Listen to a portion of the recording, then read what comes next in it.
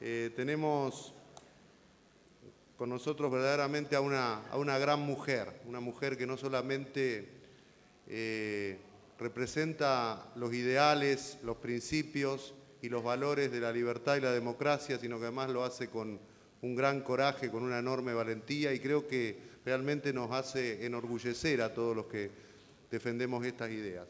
María Corina Machado es ingeniera, creó el movimiento Súmate en su momento, fue precandidata a presidente de Venezuela en las últimas elecciones primarias y es diputada de la Asamblea, pero sobre todo es, creo que indudablemente, una gran referente de los valores de la democracia y la libertad.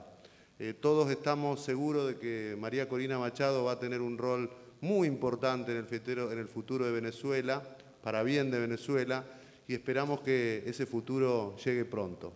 María Corina, bienvenida y te escuchamos.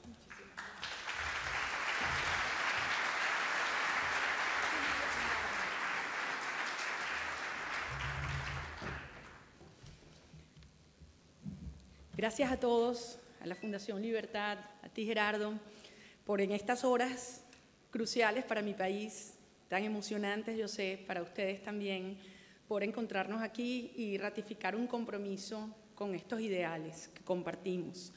Yo venía, al igual que ustedes, con una enorme ilusión de conocer y escuchar a Joanny Sánchez. Joanny nos hablaría sobre su vida y su lucha en el país donde se dio origen a esta pesadilla que tanto daño le hace a cubanos y latinoamericanos. Pues bueno, estoy yo aquí hoy para hablarles del país, no donde se originó la pesadilla, sino donde se va a derrotar la pesadilla, que es Venezuela. Y lo hago también como un tributo a Joanny y a todos quienes en su país y en el mío, durante generaciones, han invertido todo, incluso su vida, por sembrar en nosotros esta lucha ferviente y apego a lo que compartimos como valores esenciales. Miren, en nombre de la paz, así como en nombre de la pobreza, se han cometido atrocidades horrendas a lo largo de la historia y se han utilizado para perpetuarse en el poder regímenes oprobiosos. Obviamente sabemos quienes aquí estamos que paz sin libertad es esclavitud, paz sin libertad es sumisión. También hemos aprendido que la pobreza se ha convertido en una herramienta poderosísima para perpetuar en el poder a quienes hacen uso de ella para arrebatar la posibilidad del acceso a la libertad a sus pueblos.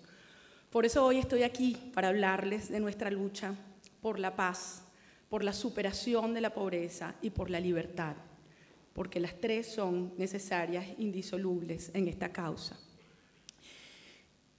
Muchos en estos días, incluso esta mañana, me hablaban sobre un nuevo escenario en América Latina ante la ausencia de Hugo Chávez, el debilitamiento de ciertos gobiernos con influencia del chavismo, incluso ante la imposibilidad de reelección aquí en Argentina del gobierno actual.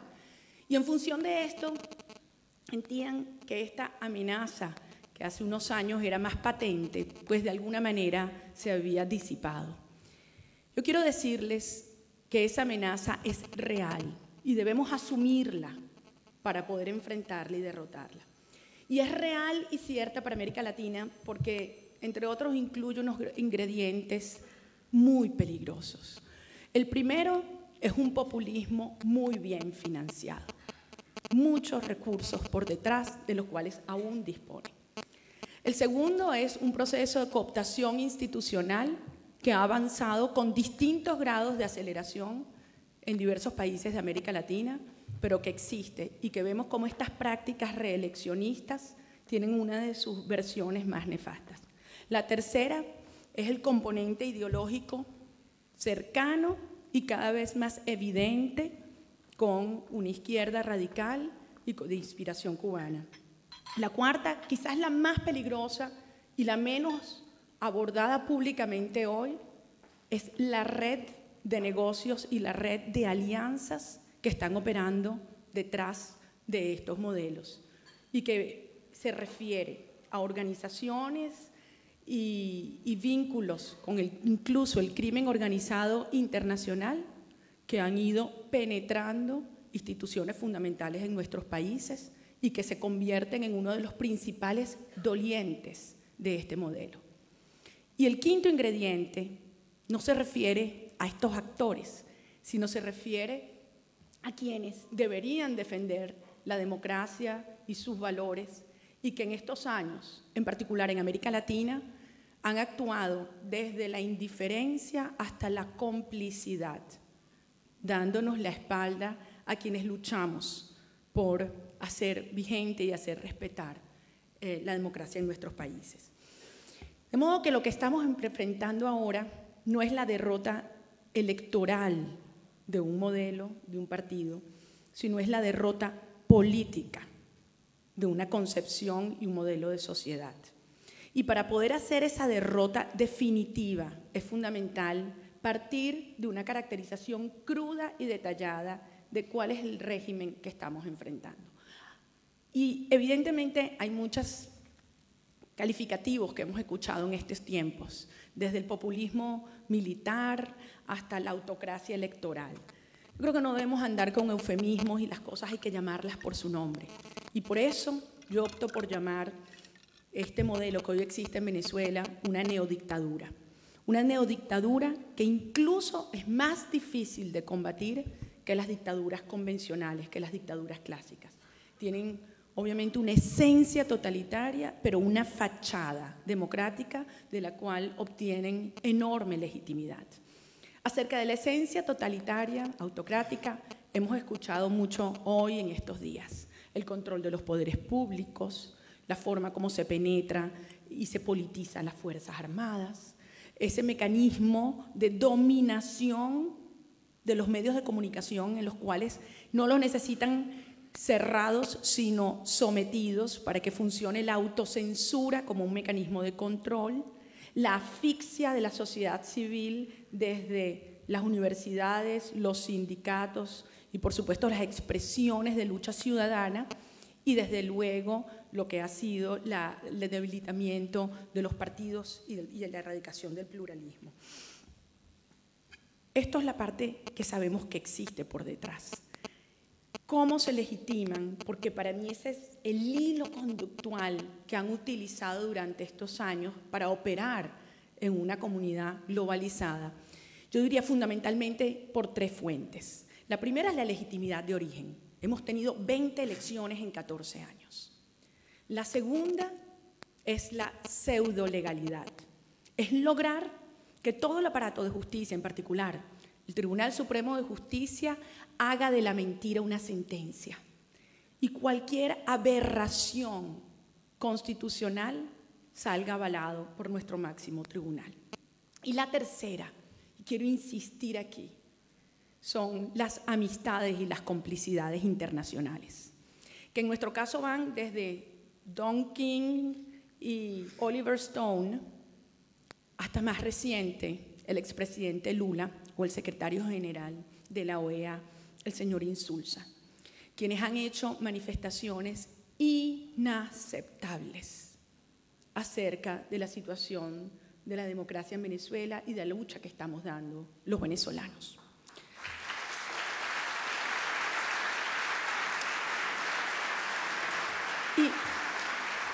Y debo decir,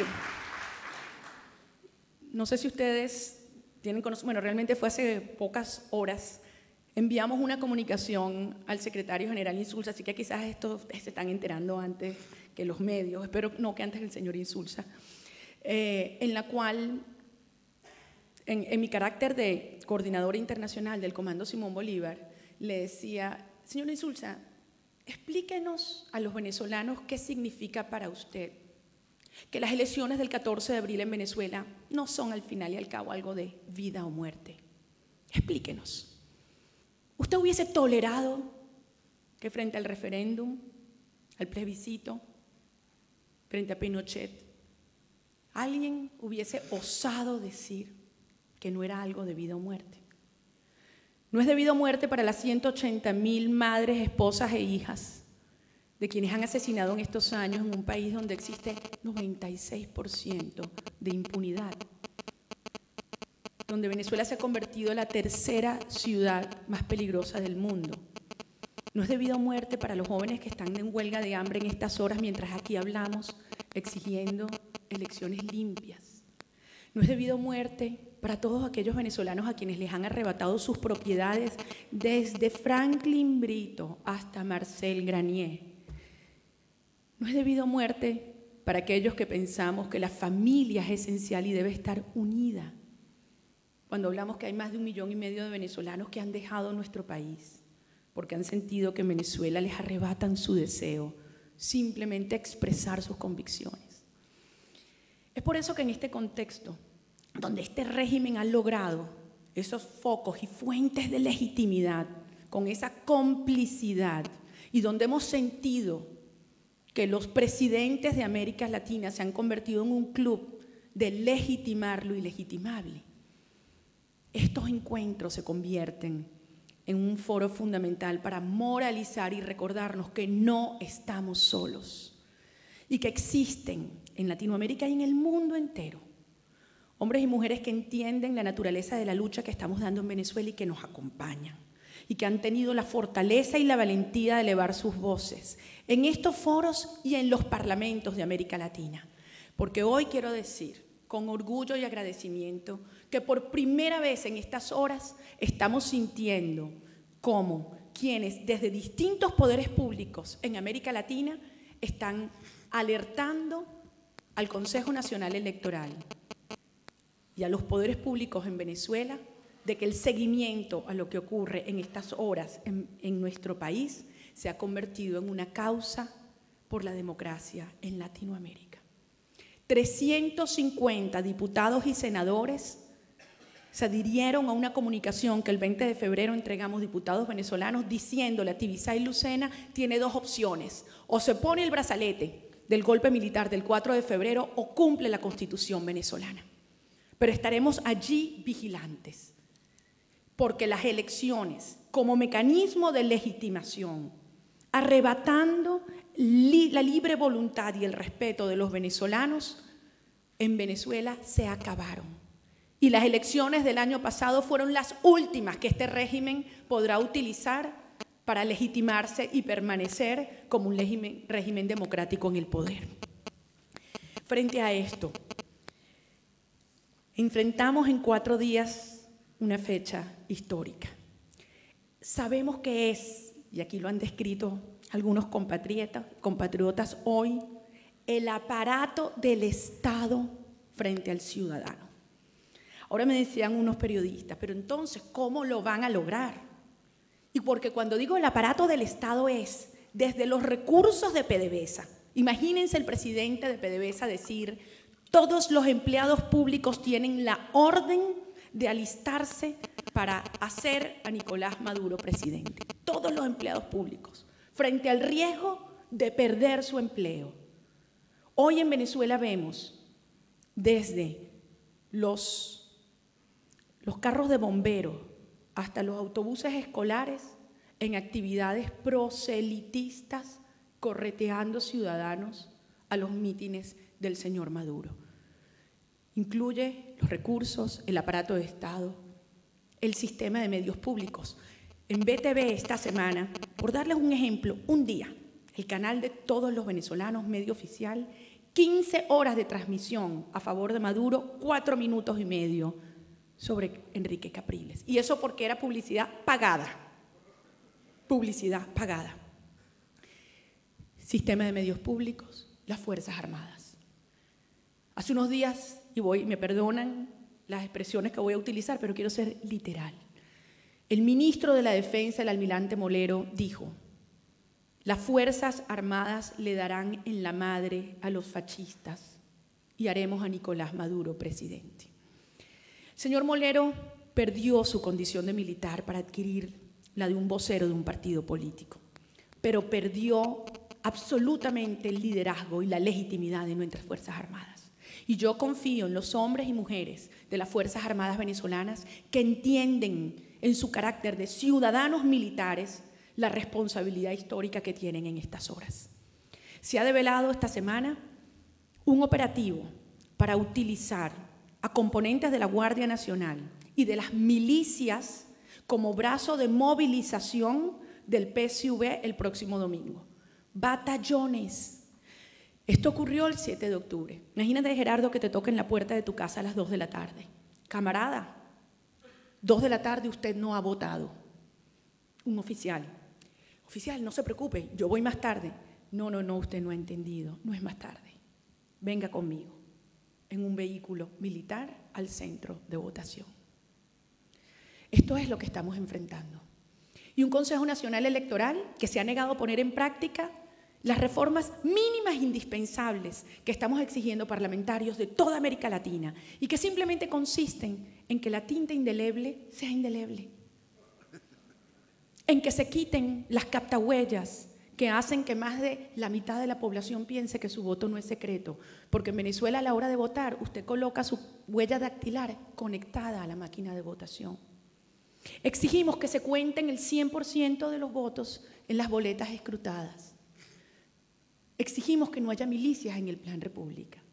Y hoy no han concedido una de estas decisiones, que no requieren dinero y que se pueden ejecutar en menos de un día. Ahora les digo a ustedes, ¿nos acompañan o no nos acompañan en esta causa que estamos demandando? Pero bien, lo que no sabía el aparato del Estado, y en particular el aparato del Estado cubano, es que no contaban con la voluntad de los ciudadanos. Y Enrique Capriles ha convocado a un espíritu de lucha que parte de profundos aprendizajes en estos 14 años de lucha feroz que hemos dado los venezolanos. Porque no es verdad que los venezolanos no hayamos resistido. Hemos marchado, hemos protestado, hemos votado, hemos firmado, hemos padecido enormes sacrificios y aquí estamos. Y se ha encendido ese espíritu de lucha en todos los rincones del país. Y este espíritu de lucha es el que hace que un Estado que se cree todopoderoso tiemble. Y vemos ahora unas manifestaciones que son verdaderamente contagiosas. Miren, a mí no ha habido marcha en Venezuela en la que yo no haya participado, por las razones que sean, por las madres, por los hijos, por los estudiantes, por los propietarios, por Radio Caracas, por los medios. Lo que estamos viviendo hoy tiene una energía y una conciencia que no teníamos antes. Así que, en efecto, esta elección es distinta. Y no por lo que muchos creen, que claro que contribuya, que el señor Maduro no es, en términos del carácter carismático mesiánico, el señor Chávez, porque las ideas son las mismas, y la vocación de dominación es la misma. Y el supuesto amor a los pobres, como yo lo califico, es real, sí. Nos quieren bien pobres. Nos necesitan absolutamente pobres y dependientes para poder ejercer ese control político, social y espiritual, ese chantaje. Las ideas son las mismas, sin duda el liderazgo carismático no lo es. Tampoco es la misma la situación de Venezuela porque el deterioro ha sido brutal en estos meses. No solamente la doble devaluación, una escasez sin precedentes, pero esta corrupción evidente que se les ve en la mirada, que les sale por los poros.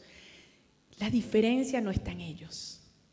Lo fundamental es la diferencia que ha operado en nosotros, en el pueblo, en los ciudadanos, en cada venezolano que ha asumido conscientemente que no basta con la unidad, que es fundamental, pero que tenemos que desnudar el carácter del régimen, que no basta con votar, sino que hay que defender nuestro voto y hacer lo que haya que hacer para que cada voluntad soberana de un venezolano se respete el próximo domingo. Y es por eso, porque yo tengo una profunda confianza en los venezolanos, porque sé que somos mayoría los que entendemos de qué orden es la lucha de este próximo 14 de abril. Les digo, no solamente estamos en vísperas de una derrota electoral, de un candidato chavista, sino estamos presenciando la derrota política de un régimen que pretende dominar infiltrándose a buena parte de América Latina. Pero yo quiero terminar diciéndoles que las grandes luchas y nuestra gran causa está por comenzar. La destrucción total que ha operado, no solamente en lo más evidente, que es lo tangible, la destrucción de la capacidad productiva de Venezuela, nuestra infraestructura, literalmente, se caen puentes, carreteras, hospitales y escuelas. No está ni siquiera en la dimensión institucional, que todos sabemos cómo ha sido penetrada y pisoteada, empezando por nuestra propia soberanía. La destrucción fundamental está en el tejido social y en la dimensión moral. Y esto representa, sin duda, un desafío enorme, pero una oportunidad aún mayor. Las ideas que hoy vamos y estamos defendiendo y planteando no hubiesen tenido quizás la acogida y el entendimiento hace 15 años o 20 años en Venezuela.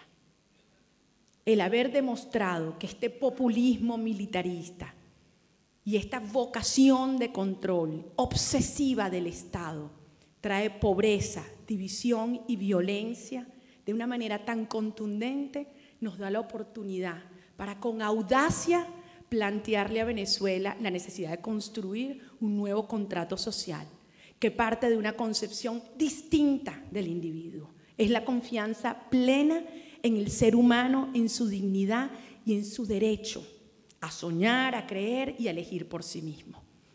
Es la oportunidad real de enfrentar y derrotar el clientelismo, el centralismo, el populismo que se ha enquistado en Venezuela y en otras naciones de América Latina. Eso pasa por esta derrota del 14 de abril, pero exige audacia y valentía.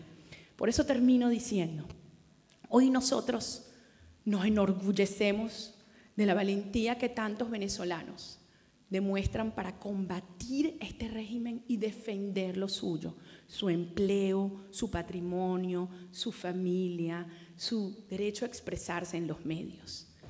Es la hora que los líderes de nuestra sociedad sean auténticos referentes éticos, pero que tengan la valentía de defender estas ideas.